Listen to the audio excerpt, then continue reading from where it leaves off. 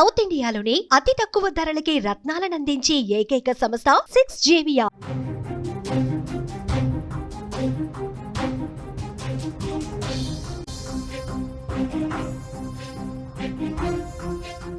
గోదావరి ఉగ్ర రూపంతో రెండో ప్రమాద హెచ్చరిక జారీ చేశారు. పర్ణశాల నీట మునిగింది. భద్రాచలం దుమ్ముగూడెం రాకపోకలు నిలిచిపోయాయి. సీతమ్మ వాగు నీట మునిగింది. ఏపీకి వెళ్లే మార్గంలో కూడా వాహనాలు నిలిచిపోయాయి. మరో 5 అడుగులు పెరిగితే మూడవ హెచ్చరిక జారీ చేస్తారు. సీతమ్మ విగ్రహం నారచీరల ప్రాంతం ఆల్రెడీ మునిగిపోయింది. అధికారుల ఆదేశాలతో లోతట్టు ప్రాంతాలు ఖాళీ అయ్యాయి. భద్రాచలం రామాలయం వద్ద కళ్యాణ కట్ట కూడా మునిగిపోయింది. భద్రాద్రి కొత్తగూడెం జిల్లాలోని భద్రాచలం ప్రాంతం ప్రస్తుతం వరద బీభత్సంతో వణికిపోతోంది. ఎగువ ప్రాంతాల నుంచి వస్తున్న భారీ వరదల వల్ల గోదావరి నది ప్రమాదకర స్థాయిలో ప్రవహిస్తోంది. ఈరోజు ఉదయం 8 గంటలకు నీటి మట్టం ఏకంగా 48 అడుగులకు చేరడంతో అధికారులు వెంటనే రెండో ప్రమాద హెచ్చరిక జారీ చేశారు. స్క్రీన్ మీద మీరు చూస్తున్నారు, 48 అడుగులకు అది వాటర్ చేరుకున్న పరిస్థితి. వరద ప్రవాహం ఇంకా అంతకంతకు పెరుగుతోంది. నెక్స్ట్ 49, 50 అడుగులకు చేరితే పరిస్థితి ఇంకా దారుణంగా ఉండే అవకాశం ఉంది. లోతట్టు ప్రాంతాల వైపు వాటరు ఇంకా చొచ్చుకొని పోయే అవకాశం ఉంటుంది. కాబట్టి ఆందోళన కనిపిస్తోంది అక్కడ. ఈ వరద ఉధృతికి భద్రాచలం నుంచి దుమ్ముగూడెం, చర్ల మండలాలకు వెళ్లే దారిలో కూడా రాకపోకలు నిలిచిపోయాయి. ఆంధ్ర సరిహద్దులో ఉన్న కోనవరం, విఆర్పురం, చింతూరు మండలాలకు వెళ్లే వాహనాలు కూడా ఎక్కడికక్కడ నిలిచిపోయాయి. రోడ్డు మార్గాలు పూర్తిగా జలమయం కావడంతో ప్రజలు ఇబ్బంది పడుతున్నారు. వరద ప్రభావం భద్రాచలం ఆధ్యాత్మిక కేంద్రంపై కూడా పడింది. దుమ్ముగూడెం మండలంలోని పర్ణశాల రామాలయం సమీపంలో ఉన్న సీతవాగు పొంగి పొర్లుతోంది. స్వామివారి నారచీరల ప్రాంతం, సీతమ్మ విగ్రహం, స్వామివారి సింహాసనం సహా నారచీరల ఆనవాళ్లన్నీ కూడా మునిగిపోయిన పరిస్థితి.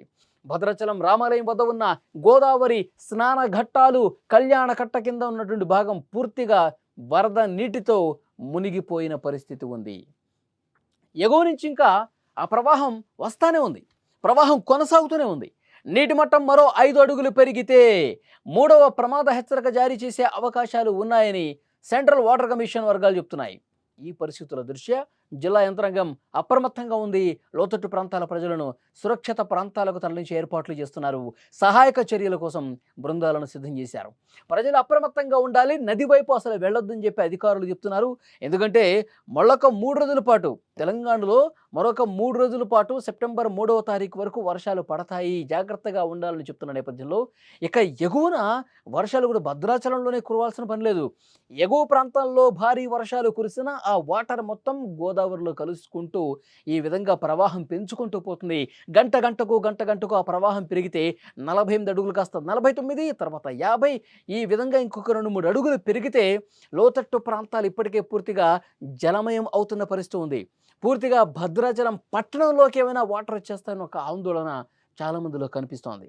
ఇప్పటికే అక్కడ హైదరాబాద్కి వెళ్ళేటువంటి రహదారిలో వాహనాలు ఎక్కడెక్కడ నిలిచిపోయినాయి. ఎందుకంటే అక్కడ సమీపంలో ఉన్న కొన్ని వాగులు ఉప్పొంగి ప్రవహిస్తున్నటువంటి పరిస్థితి ఉంది. ఇంకా ఎగువ నుంచి భారీగా వరద వస్తున్నటువంటి నేపథ్యంలో ఆందోళన ఎక్కువైపోయింది. అందుకే అధికారులు లోతట్టు ప్రాంతాల ప్రజలను అప్రమత్తం చేస్తున్నారు. మీరు జాగ్రత్తగా ఉండండి. ఇంకా వరద ప్రవాహం పోటెత్తి ప్రవహిస్తే ఇబ్బందికర పరిస్థితి ఉంటుంది. అక్కడ సీతమ్మ వాగు దగ్గర పరిస్థితి మనం చూస్తూ ఉన్నాం.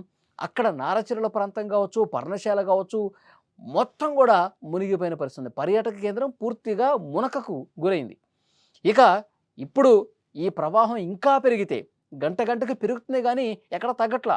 సో ఇంకా భారీగా పెరిగితే కనుక చాలా ప్రమాదకరమైన పరిస్థితులు ఉంటాయి. కాబట్టి అధికారులు ఎప్పటికప్పుడు పరిశీలిస్తూ ఉన్నారు, పర్యవేక్షిస్తూ ఉన్నారు, తగు చర్యలు తీసుకుంటా ఉన్నారు.